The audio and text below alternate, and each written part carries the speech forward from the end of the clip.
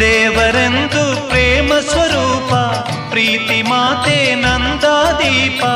ಅರಿತು ಬಾಳಲು ಜನ್ಮ ಸಾರ್ಥಕ ಮನೆಯೇ ಮಂತ್ರಾಲಯ మనసే దేవాలయ కానరాని పట్నం వచ్చినా కష్టాలెన్నో నేను పడుతున్నా తిండి నేను తినకపోయినా తిన్నానమ్మ మంచిగున్నన్నా బాధలెన్నో సంపుకో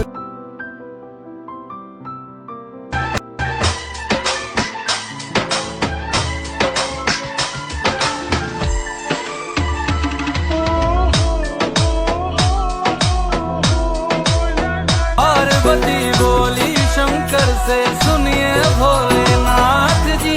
रहना है हर एक जन्म में मुझे तुम्हारे साथ जी वचन दीजिए ना छोड़ेंगे कभी हमारा हाथ जी ओ भोलेनाथ जी